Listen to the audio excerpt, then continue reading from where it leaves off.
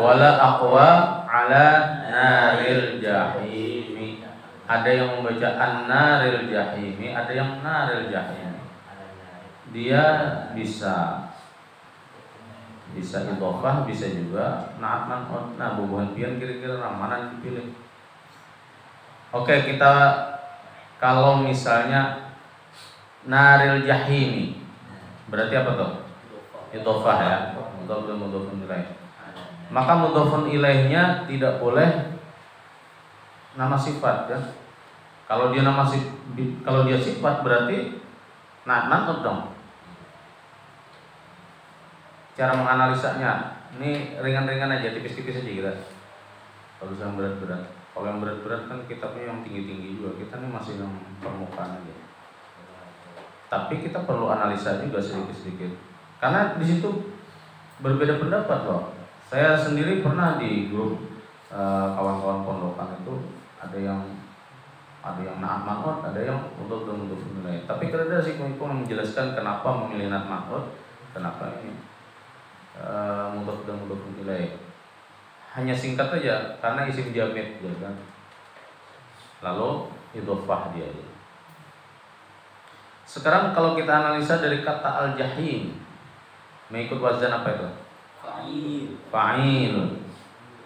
Fa'ilun di situ disebut isim fa'il ya. Bisa isim fa'il, tapi dia bisa juga enggak isim mubalaghah? Asmaul mubalaghah. Coba 12 itu rumusnya.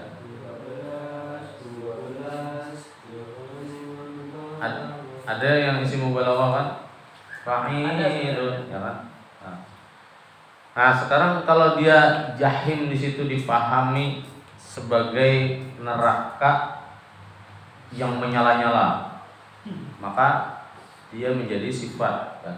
Maka an-naril jahim. Jadi sebetulnya kayak apa kita memaknai kata jahim di situ. Karena jahim itu tidak hanya neraka yang dianggap bernyala-nyala, yang sangat nyalanya tuh sangat berkobar-kobar gitu kan. Tapi jahim juga ada nama neraka kan, neraka jahim. Sama seperti nama surga ada yang bernama Firdaus, maka neraka juga ada yang jahim, ada yang Jahannam. Nah, kalau yang kita sebut di sini adalah al-jahim, nama neraka, satu varian neraka, maka dia itu tadi yang jamid tadi, maka mudhof ilaih yang digunakan. Jadi kedua-duanya potensi betul ya sebetulnya. Nah, kayak apa kita memaknai dia di jahimnya situ, karena kita hendak itu sifat neraka yang bernyala-nyala atau ngaran neraka yang bengaran neraka jahim kan? Nah, caranya menyudahinya begitu. Jadi kita bisa al-khuruj minal khilaf aula itu. Tapi kata teman saya, al-khuruj minal khilaf akhor kayak begitu. Itu satu khilaf lagi gitu, menambahi khilaf yang baru. Tapi yang penting ya kita terhadap ikhtilaf-ikhtilaf itu yang penting berbesar hati saja.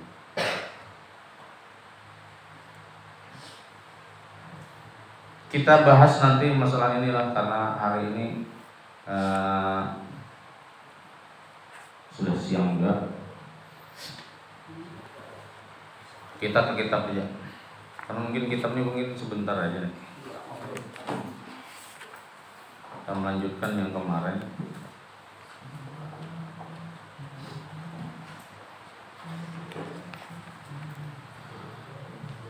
Ini karena banyak yang hadir masyaikh-masyaiknya, saya bisa nyuruh-nyuruh dikit nih untuk membaca.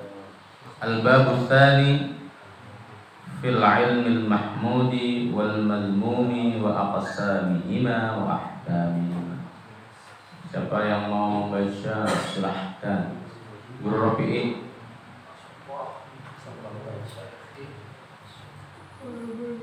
Bacakan.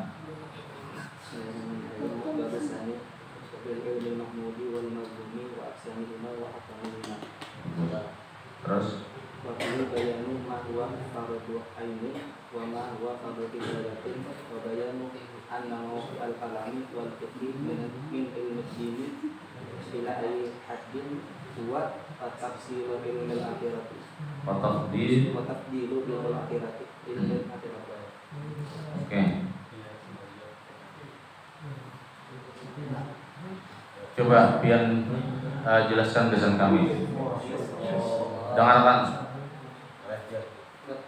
Bab yang kedua pada ilmu yang terpuji, Ya. Dan yang tercela dan waksa lima dan bagiannya ilmu yang terpuji dan tercela tadi. Lima dan hukum ilmu tercela ilmu terpuji. Tapi ilmu pada jangkap bayan itu menjelaskan mak sesuatu huwa melayani ilmu tadi fardu ain fardu ain. Wama huwa fardu kifayatin dan ilmu tadi yang fardu kifayah. Wakayanu anna mawqil kalami dan menjelaskan pada tempat ilmu kalam. Wal fikih dan ilmu fikih yang ilmu pada ilmu agama ila ayatin huwa. Ila ayatin huwa sampai pada batas-batasnya. Sampai pada batas-batasnya watabdilu ilmu akhirati dan kelebihan ilmu akhirat. Masya Allah, tabarakallah. Ini kawas ini sudah menjelaskan yang Allah. Kita rela ya, kita dulu nah. Guru Fili, Masya Allah. Ya, tadi secara tekstual beliau sudah menjelaskan bahwa bab 2 ini bercerita atau berbicara tentang ilmu-ilmu yang terpuji, ada juga ilmu yang tercela. Ya, sebagaimana sesuatu yang sunatullah di alam semesta ini selalu ada kebaikan, selalu ada keburukan, termasuk juga dalam keilmuan. Maka kita jangan pernah menafikan bahwa pembagian-pembagian seperti ini memang lumrah gitu. Dalam hal apapun itu mesti ada pembagian-pembagian nantinya. Sehingga kita karena kalau mutlakkan sesuatu itu, wah tidak ada yang baik, semua tercela gitu kan. Nggak bisa begitu. Mesti ada pembagian-pembagian, termasuk ilmu juga ada yang terpuji, ada yang tercela. Padahal bicaranya tentang ilmu, tetap ulama membaginya menjadi ada yang terpuji, ada yang tercela. Kemudian di dalam pembahasan di bab ini juga ada penjelasan-penjelasan tentang ilmu-ilmu yang dituntut dan itu menjadi fardu ain bagi orang yang menuntutnya. Ada juga hanya sebatas fardu kifayah. Kemudian juga ada penjelasan tentang posisi ilmu kalam itu di mana, posisi ilmu fikih itu sebelah mana gitu kan. Nah, Imam Ghazali akan membahas nih pada bab ini nih. Apakah dia masuk ilmu agama atau tidak gitu kan. Ila ay haddin huwa. Tapi tetap semuanya pada batas-batas tertentu. Karena kalau bicara ilmu kalam, kalau terlalu melebar, kalau tidak dibatasi menurut Imam Ghazali gitu kan, ini bisa meluncing pada perpecahan. Karena awal ikhtilaf dalam keilmuan Islam itu memang pada tataran ilmu kalam itu, sehingga berbantah-bantahanlah antara Khawarij Syiah gitu kan. Ini perdebatan awal itu kan antara dua kelompok besar ini, Khawarij dan Syiah. Yang satu ketat, yang satu terlalu longgar. Ini ada seperti itu. Siapa yang menghabui manusia ini untuk bermusuh-musuhan ya Pak? Syaitanir rajim. Ya kan, dalam Al-Quran begitu kan. Fungsi setan ini diantaranya apa? Menumbuhkan apa? Al-adawah kan? Dan kayak apa siapa orang bermusuh-musuhan. Nah makanya dulu larangan meminum khamar itu diantaranya karena orang yang mengkonsumsinya itu hilang ingatannya dan mudah berkelahi, bertengkar, bermusuh-musuhan. Berapa waktu yang lalu, sekitar 2 bulan yang lalu atau 1,5 bulan yang lalu, saya pulang kampung. Nah, malam sebelum saya pulang itu ada kejadian orang berbunuhan, padahal kawan akrab. Nah, kawan akrab ini berbunuhan, padahal kayak apa, kawan akrab ya, kesana kamari berdua ibaratnya. Hanya gara-gara sama-sama tenggeng mengkonsumsi. Walau alam, saya tidak tahu apa yang dikonsumsi. Kerja lagi gahano ada gium tenggeng lah.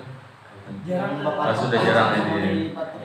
Itu bahasa kami berarti lah masa-masa apa, pos kolonial itu. Bukan juga pos kolonial. Jadi ya karena itulah hilang ingatannya. Karena hilang ingatannya itulah dia kemudian bisa melakukan hal-hal yang tidak baik. Nah, artinya apa? Kalau kita sama posisinya seperti Khomar tadi, di mana kita berada, kemudian keberadaan kita itu berpotensi membuat orang lain bermusuh-musuhan, atau setidaknya statement-statement yang kita lontarkan itu berpotensi menuai kericuhan di mana-mana. Ini mirip nih posisinya seperti Khomar.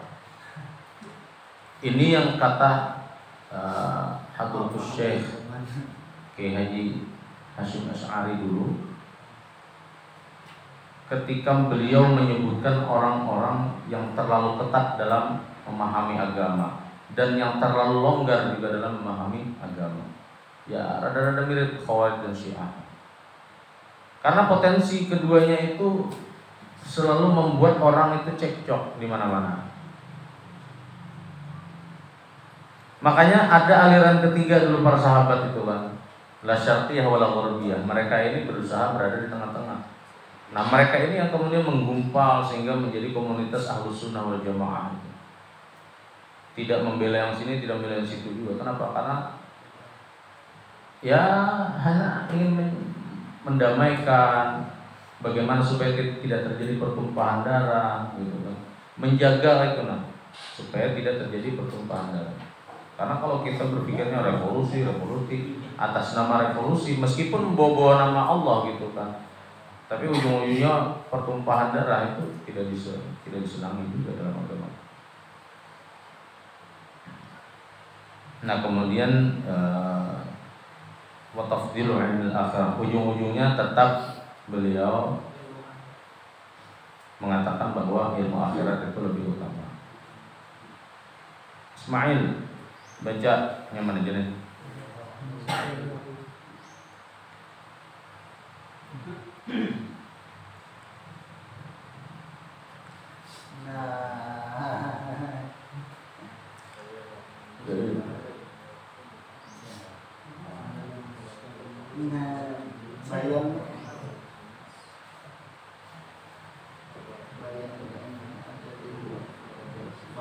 Ikan adalah tekan.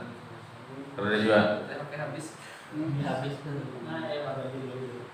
Insyaallah sudah ini sudah.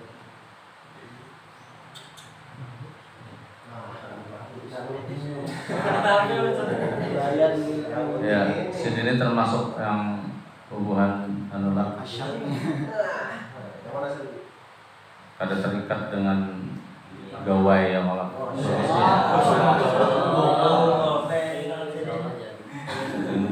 kita kerja mana-mana. Karena sini ada HP dimulai, smartphone ya Allah, telepon seluler pintar, karena pintar selulernya baru sekurangnya. Ya, silakan. Bismillahirrahmanirrahim. Bayanul 'alami alladhi huwa fardu 'ainin. Qala Rasulullah sallallahu alaihi wasallam, talabul 'ilmi fariidatun 'ala kulli muslimin. Qala aidan sallallahu alaihi wasallam, utlubul 'ilma walau bis-sin wa ikhtalafan nasu fil 'ilmi alladhi huwa fardun 'ala kulli muslimin. Wa tafarraqu fihi aktsaru min 20 firqatan. Oke, cukup. Jelaskan. Penjelasan tentang ilmu pengetahuan yang mana hukumnya itu fardhu ain. Bagus. Rasul mengatakan menuntut ilmu itu wajib bagi setiap orang muslim. Ya. Dan Rasulullah SAW juga mengatakan tuntutlah ilmu sekalipun sampai ke negeri Cina. Oke. Terus berbeda pendapat an-nasu ulama. ikhtalaf an-nasu. Berbeda Manusia. ulama. Berbeda manusia. Ya bisa ulama, bisa. Ulama berbeda pendapat pada masalah hukum ilmu yang mana ada yang mewajibkan atas setiap muslim. Fatafarraqu, maka mereka berpisah pada hukum tersebut, pada ilmu Ustaz fihi. Ya. Maka mereka berpisah padanya, Berbeda gitu. maka mereka berbeda lebih dari 20 tim. Golongan. Tim sukses. Bagus. Ya, tim sukses, tim yang sukses ya. Baik, bagus ya, terima kasih. Qala Imam Ghazali rahimahullah taala wa nafa'ana bihi wa bi ulumuhi. Bayanul ilmi alladhi huwa fardhu 'ainin, penjelasan tentang ilmu yang ia terpapar sebagai ilmu yang apabila dituntut atau bagi orang yang menuntutnya terpapar hukumnya itu fardhu ain lah misalnya gitu. Yang mana ilmunya yang disebut harus dituntut itu kan, karena fardhu ain itu berarti kita wajib menuntutnya. Nah, landasannya hadis Nabi talabul ilmi fardhatun 'ala kulli muslim. Ini dalil awal. Menuntut ilmu fardhatun, fardu atau wajib bagi setiap muslim. Ini tidak ada ikhtilaf dalam hadis ini ya. Hadis ini tidak ada ikhtilafnya. Hanya saja mungkin kata-kata muslim itu apakah dia mewakili untuk muslimah juga. Nah, ini nanti dijelaskan bahwa ibarah-ibarah yang muzakkar seperti itu juga dia berlaku untuk seluruhnya. Muslim di situ mewakili semua, siapa saja, tidak terikat dengan jenis kelamin tertentu. Maka perempuan pun punya kewajiban untuk menuntut ilmu. Ini supaya apa? Supaya kita tidak nanti kan kalau dibukahakan pada pemahaman-pemahaman tafsir misoginis misalnya, pernah dengar tafsir misoginis? Ya, tafsir yang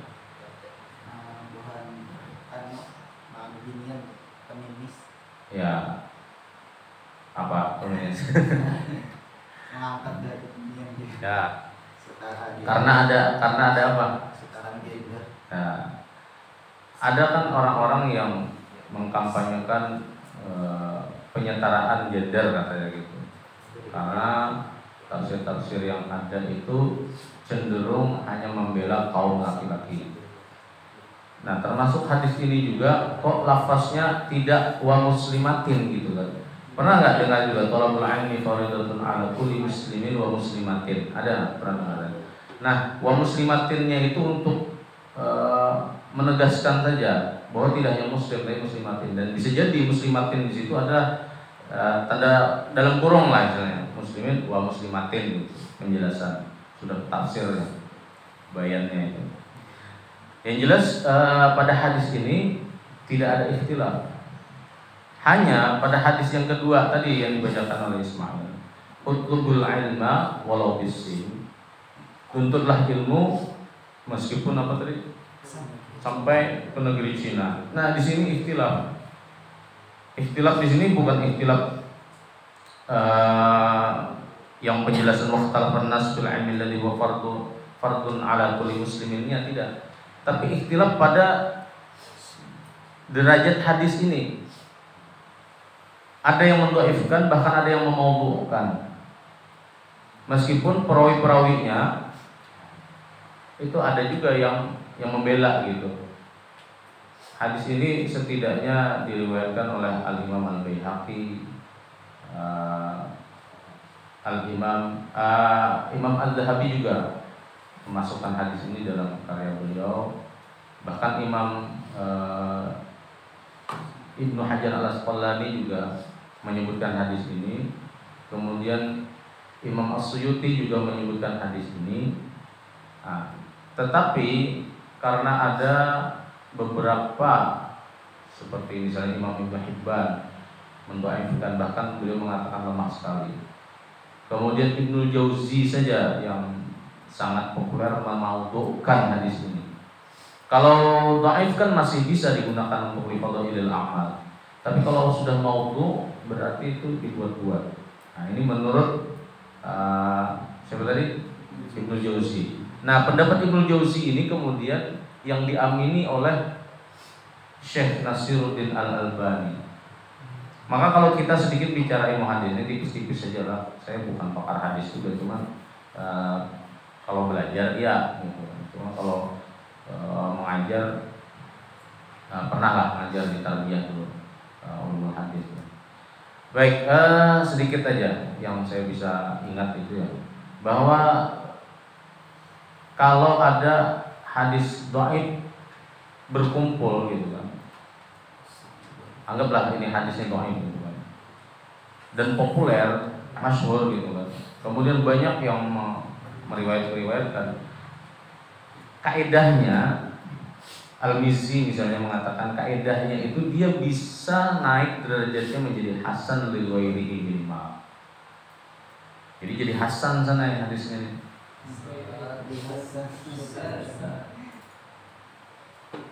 Nah, itu pertama. Kemudian kedua, kita harus paham juga bahwa ketika kita dituduh pembohong gitu kan, saya mungkin pernah menyebutkan ini ya. Apakah misalnya karena Ghazali ini rancak, bukan Imam Ghazali ya, Ghazali Aulia Ghazali, Khalid rancak dusta misalnya. Misal aja bang, jangan langsung diponis kawan kasihan. Soalnya ini masuk YouTube-nya siapa? Guru Surya. Jadi, gara-gara ikam rancak berdusta umpamanya kan. Suatu ketika ikam menyampaikan informasi yang itu ikam yakini sebagai hadis Nabi. Hanya karena ikam rancak berdusta, kemudian ikam dituduh berdusta gitu kan. Apakah Ali ini seumur hidupnya kada pernah berkata jujur gitu? Jangan-jangan dia pun masih takut dengan hadis Nabi, man kadzdzaba alayya muta'ammidan. Mustahil ya orang-orang yang biasa meriwayatkan hadis ini tidak tahu hadis yang masyhur dan bukan hanya masyhur tapi mutawatir, man kadzdzaba alayya muta'ammidan itu. Mesti ada rasa takut. Kita juga menghakimi orang jangan buru-buru juga. Hanya karena orang itu bisa, apalagi kalau dia berdosa pernah beberapa kali terindikasi kedapatan berdosa gitu. Apalagi misalnya seperti yang dilakukan oleh orang yang ingin diambil riwayat hadisnya oleh Imam Bukhari hanya gara-gara mendustai mendustai ayam gitu kan. Kemudian orang ini langsung dituduh sebagai pembohong, mendustakan. Jadi kita kembali mengungkai lembaran-lembaran lama bahwa di kalangan ilmu hadis atau ulama-ulama hadis itu memang ada kategori mutasyaddid dan mutasahil. Kalau dia mutasyaddid ya seperti itu. Hadis itu harus ujung-ujung sahih gitu kan, hanya diamalkan. Sebaliknya ada juga yang mutasahil. Sebetulnya begini ya. Orang-orang mutasyaddid itu dan mutasahil itu semangatnya itu sama. Apa semangat kesamaannya? Takut menyampaikan sebuah hadis yang itu tidak dari Rasulullah, kan begitu. Atau semangat lainnya ingin menjaga keautentikan sebuah hadis sehingga menjaga. Nah, yang satu cara menjaganya itu sangat ketat sehingga siapapun yang berpeluang atau berpotensi merusak keotetikan itu, maka dia langsung diponis, wah ini tidak boleh nih. Ini khawatirnya nanti hadisnya ini bisa bermasalah nih, karena meriwayatkan hadis palsu. Tapi orang-orang yang mutasahil tidak seperti itu berpikirnya, sama semangatnya. Jangan-jangan itu memang pernah diucapkan oleh Rasulullah. Kemudian hanya karena ketidaktahuan kita memponis hadis itu menjadi hadis yang palsu, padahal itu bujur-bujur pernah diucapkan oleh Nabi. Lalu kita masuk ke dalam kategori man kadzdzaba alaihi muta'ammidan juga, kan sama-sama mendustakan. Hadis itu bujur-bujur diucapkan Nabi, kita sebut itu tidak pernah diucapkan Nabi, padahal bujur diucapkan Nabi. Nah, jadi sama-sama sebetulnya semangatnya ingin menjaga keutuhan sebuah hadis. Nah, cuman cara menjaganya saja berbeda, gitu. Nah, kita posisinya bagaimana? Nah, sekarang kita belajar menganalisa. Ya. Tadi kalau secara sanad mungkin bermasalah gitu kan. Sekarang secara matan kita lihat nih. Menuntut ilmu ke Cina itu relevan nggak? Gitu kan? Tergantung dari mana kita menggali informasi tentang Cina itu. Ya. Kalau menuntut ilmunya yang kita maksudkan di sini ilmu agama Islam gitu, tentu tidak relevan, ya kan? Masa kita belajar ilmu agama di negeri Cina gitu? Kan tidak relevan. Tapi kalau kita memaknainya sebagai ilmu-ilmu yang lain, karena dalam riwayat itu diceritakan kenapa beliau Rasulullah menyebutkan hadis ini, karena kan Sidin ada dalam beberapa riwayat itu mengatakan setelah melihat ada permadani yang begitu indah, beliau bertanya ini dari mana asalnya? Dari negeri Cina. Kemudian muncullah semacam apa ya? Semacam predikat gitu kan. Oh, orang Cina ini canggih-canggih industrinya gitu kan. Nah, memang dari dulu industri Cina itu, kita kalau bicara industri Cina ini luar biasa. Kita akui. Teknologi juga sekarang luar biasa mereka. Jauh kita ketinggalan orang Indonesia ini jauh banget. Kalau bicara industri, ya, teknologi, terus ekonomi, bisnis apalagi ya. Mereka itu dari dulu berdagang, mentalnya orang Cina itu berdagang, bisnis, termasuk ke Indonesia. Mereka tidak pernah menjajah Indonesia. Ke Indonesia ini sudah masuk dari dulu. Nah, kalau kita analisisnya ke sana, ya, kita bisa berdamai dengan hadis ini, tanpa kita harus melabeli orang dari aspek etnisnya. Kan Al-Quran mengatakan inna ja'alnakum syu'uban wa qabail. Untuk apa? Lita'arafu. Maka kita harus paham nih perintah Allah dan kehendak Allah. Perintah Allah memang kita disuruh untuk taat, ya kan? Tapi kehendak Allah tidak semua manusia kemudian taat. Saat ini mungkin etnis Melayu di Indonesia ini orang-orang yang taat kebanyakan. Etnis orang-orang yang ada di Tionghoa kebanyakan tidak taat dalam konteks ajaran Islam. Tapi siapa yang tahu, siapa yang bisa mengetahui apa yang terjadi 10, 20, 30, 100 tahun yang akan datang? Jangan-jangan Islam itu menyebar di sana. Jangan kita berpikirnya begitu. Seperti dulu orang menganggap mustahil di Eropa, di Amerika itu Islam bisa masuk. Nah, sekarang pertumbuhan Islam di Amerika luar biasa.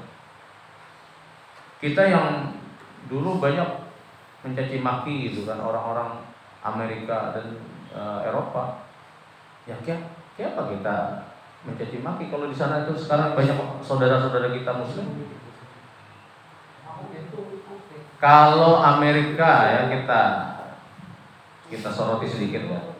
Ini kata guru-guru saya dulu ya.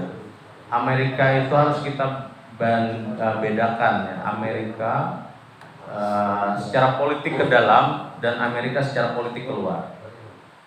Amerika politik ke dalamnya, maksudnya cara dia mensejahterakan rakyatnya. Coba bayangkan di Amerika itu pengangguran saja bergaji. Pengangguran saja itu digaji oleh negaranya. Asal KTP-nya asli Amerika ya. Bandingkan dengan kita di sini ya. Jangankan pengangguran, orang yang begawe aja kan kadang-kadang tidak standar itu kan gajinya. Apalagi yang pengangguran, mohon maaf ya Allah, berilah aneh kita. Nah itu keterangannya, berilah aneh kita. Itu politik di dalamnya, dia mensejahterakan rakyatnya, dia memfasilitasi mereka dan seterusnya. Tapi politik keluarnya, kata guru-guru saya, dia memang untuk menghidupi rakyatnya yang di dalam, mensejahterakan rakyat di dalam.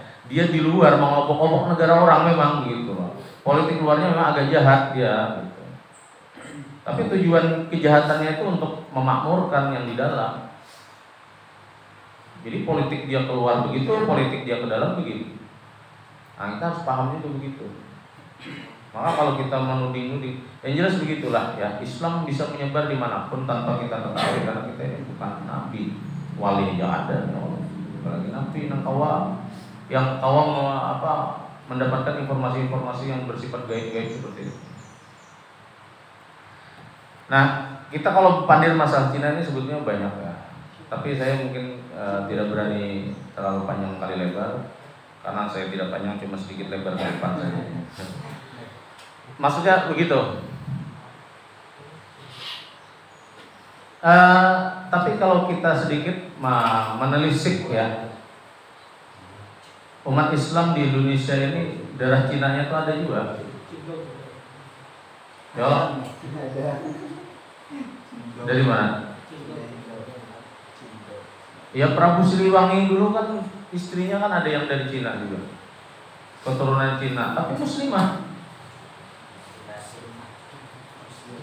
Bahkan nanti di bawah-bawahnya keturunan-keturunan berikutnya, generasi ketiganya itu ada yang menikah dengan orang Cina lagi, dan itu menjadi penyebar agama Islam di Indonesia.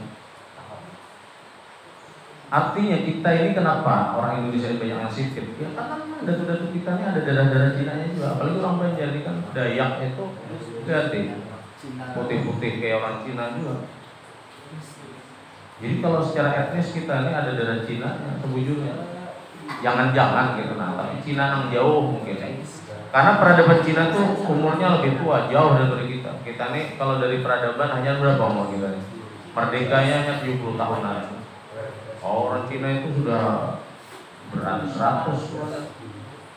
Peradaban buahnya tuh sangat maju.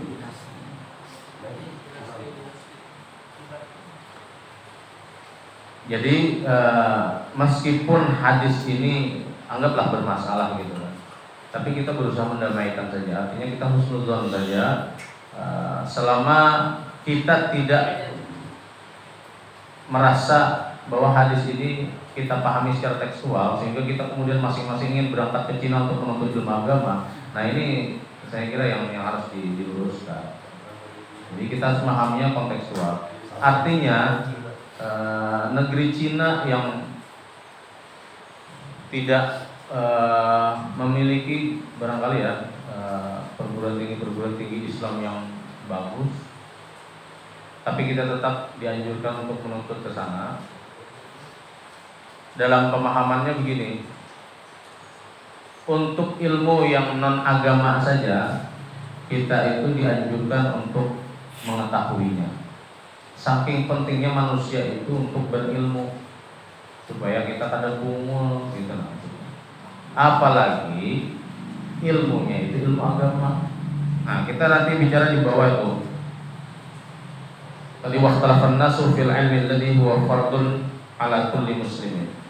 Manusia di sini mungkin ulama-ulama lah ya, berbeda pendapat tentang ilmu yang disebut fardu itu yang mana. Fatafarraqu fihi aktaru min 20 firqatan. Kemudian mereka berbeda pendapat, terpecah belah lah menjadi 20 golongan atau firqah. Wala nutilu binaqli tafsiri. Kata Imam Ghazali, kita tidak memperpanjang pembahasan ini secara rinci yang 20 tadi. Walakinna hasilahu anna kulla fariqin nazzala al-wujuba 'ala al-'ilmi alladhi huwa bisadarihi. Tetapi hasilnya masing-masing firqah tadi mewajibkan kepada ilmu yang menjadi kecenderungannya atau kecondongannya. Artinya setiap orang bisa berpendapat sesuai dengan kecenderungannya begitu terhadap ilmu mana yang lebih utama lah barangkali. Nah, di sini beliau mengatakan faqala mutakallimun, orang-orang yang bergelut dalam ilmu kalam mengatakan huwa ilmu kalam. Nah, yang lebih utama itu ilmu kalam. Yang fardu ain itu. Ilmu kalam itu fardu ain menurut siapa? Menurut ulama-ulama ilmu kalam. Alasannya apa? Idbihi yudraku tauhidu wa yu'lamu dzatullahi subhanahu wa sifatuhu. Alasannya karena dengan ilmu kalam itulah kita mengetahui konsep-konsep dalam ilmu tauhid. Kita juga mengetahui bagaimana zat Allah itu dipersepsikan atau dima'rifati. Bagaimana juga sifat-sifat Allah itu. Kalau kita perhatikan, ya bujur juga ada benarnya apa kata mereka. Karena ada ungkapan kan awaluddin ma'rifatullah. Hal pertama yang mesti diajari atau dipahami dalam agama ini adalah mengenal siapa Allah, pihak yang kita ibadahi itu siapa. Kita ini menyembah siapa, siapa yang kita jadikan sesembahan itu harus kita kenali. Supaya apa? Supaya kita menyembahnya juga nikmat. Ada benarnya. Nah, tapi waqala al-fuqaha, ulama-ulama ahli fikih beda lagi statement mereka. Mereka mengatakan huwa ilmu fiqhi, ilmu fikih yang lebih utama. Yang fardu ain itu ilmu fikih kata mereka. Alasannya apa? Idbihi tu'araful ibadati. Tuh ya. Mentes itu. Idbihi tu'araful ibadatu wal halalu wal haramu. Wa ma yuhramu minal muamalati wa ma yuhallu. Alasannya karena dengan ilmu fikih itulah kita mengetahui bagaimana tata cara beribadat. Kita tahu hukum-hukum halal, haram, apa yang diharamkan dalam muamalah, apa yang dihalalkan.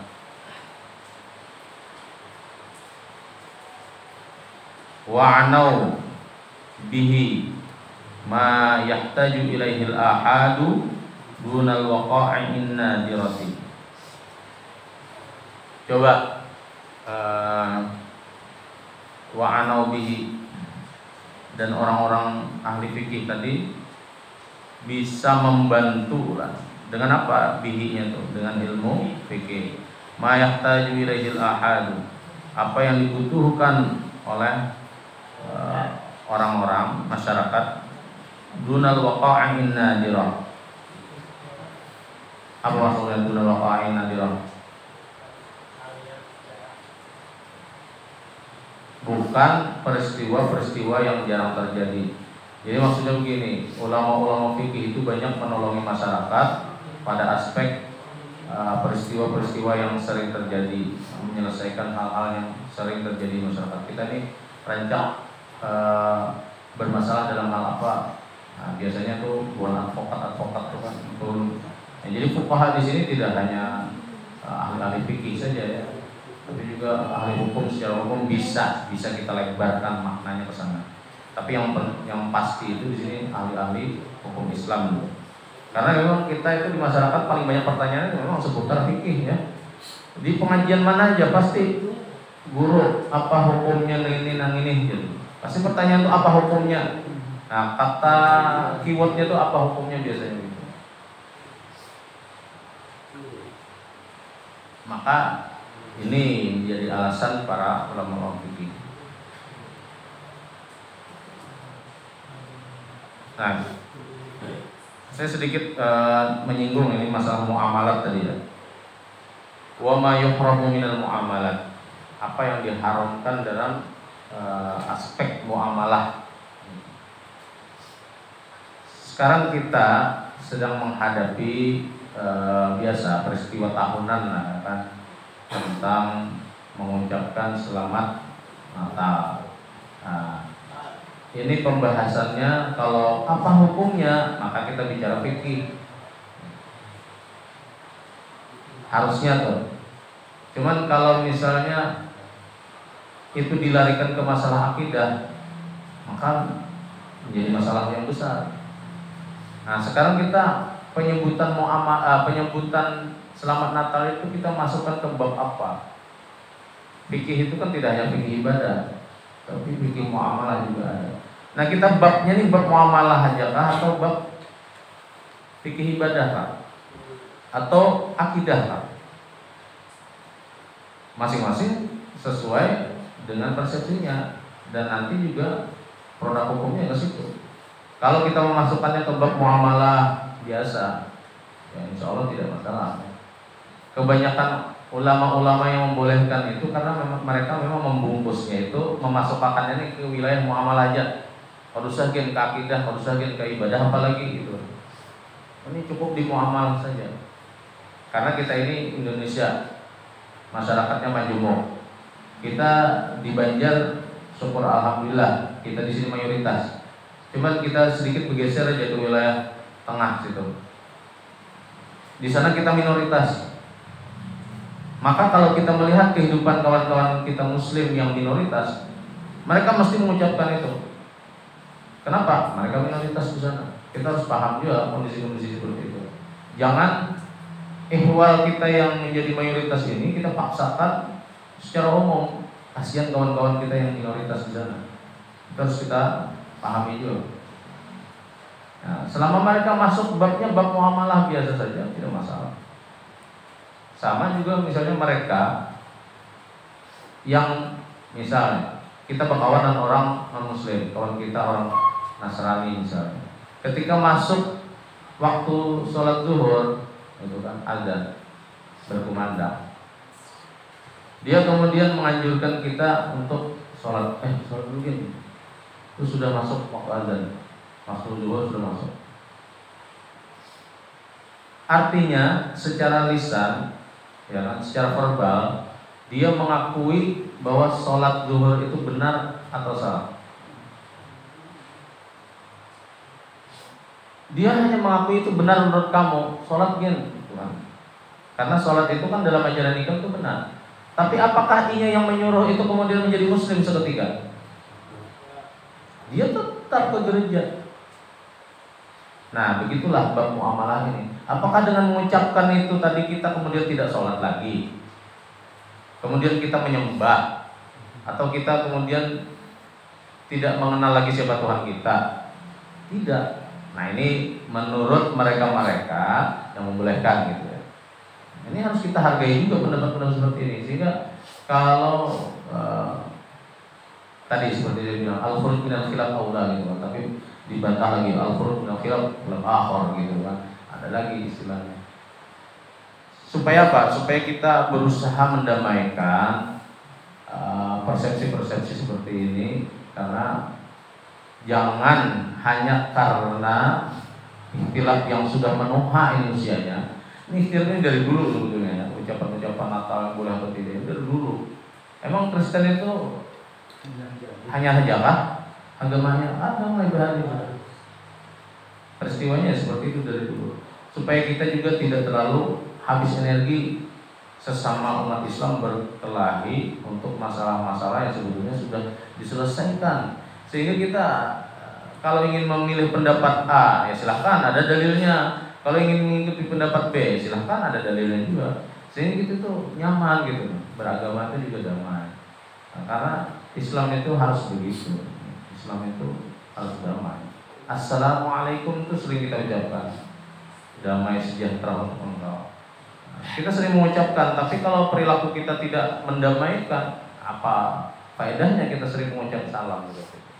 Jadi harus relevan antara pesan verbal kita dengan pesan non verbal kita dalam perilaku sehari-hari. Mudah-mudahan ada manfaatnya. Kita akhiri dengan hamdalah.